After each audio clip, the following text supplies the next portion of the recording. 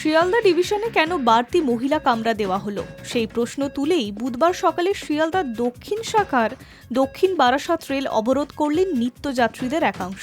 তার জেরে লক্ষ্মীকান্তপুর নামখানা লাইনে ব্যাহত পরিষেবা, স্টেশনে স্টেশনে দাঁড়িয়ে ট্রেন, ফলে সমস্যায় পড়েছেন অনেকেই। জানা গিয়েছে বুধবার সকাল 8টা থেকে অবরোধ শুরু হয়, বন্ধ হয়ে গিয়েছে ট্রেন চলাচল। পরিস্থিতি সামাল দিতে ঘটনাস্থলে পৌঁছেছে আরপিএফ। অবরোধের জেরে প্রভাব পড়েছে কাকদ্বীপ, নামখানা, লক্ষ্মীকান্তপুর লাইনে। তবে বারুইপুর, সোনারপুর, ডায়মন্ড হারবার লাইনে তখনও পর্যন্ত ট্রেন চলাচল স্বাভাবিক ছিল। শুধু দক্ষিণ বারাসাত স্টেশনে নয়, ধপধপিতেও রেল অবরোধ করেছে যাত্রীদের একাংশ। ধীরে ধীরে তা ছড়িয়ে পড়েছে আশেপাশের স্টেশনেও। প্ল্যাটফর্মে বসে পড়েন যাত্রীরা, ব্যানার প্ল্যাকার্ড নিয়ে স্লোগান দিতে থাকেন। তাদের অভিযোগ, কোন যুক্তিতে 12 বগির মধ্যে এতগুলো কামরা মহিলাদের জন্য সংরক্ষিত করেছে রেল কর্তৃপক্ষ?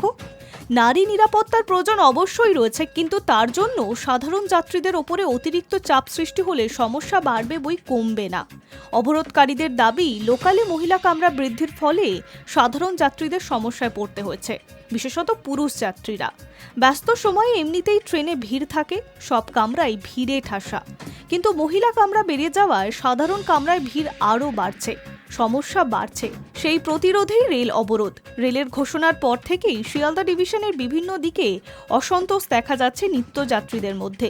তবে কেন মহিলা কামরা বৃদ্ধি হয়েছে তার ব্যাখ্যা দিয়েছে রেল। তারা জানিয়েছে, প্রতিদিন 15 থেকে 18 লক্ষ যাত্রী যাতায়াত করেন, তাদের মধ্যে মহিলাদের সংখ্যাও নেহাত কম নয়। প্রতিদিন মোট যাত্রীর প্রায় 25% মহিলা। তাদের ট্রেন যাত্রার কিছুটা সুখকর করতেই মহিলাদের কামরার সংখ্যা বৃদ্ধির সিদ্ধান্ত নেওয়া হয়েছে।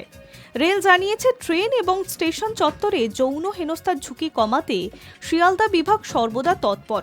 অনেক মহিলা যাত্রী সাধারণ কোচে অপেক্ষাকৃত কম ভিড় থাকা সত্ত্বেও মহিলা কোচ বেছে নেন। সেই কথা মাথায় রেখেই মহিলা কামরা বৃদ্ধির কথা ভাবা হয়েছে।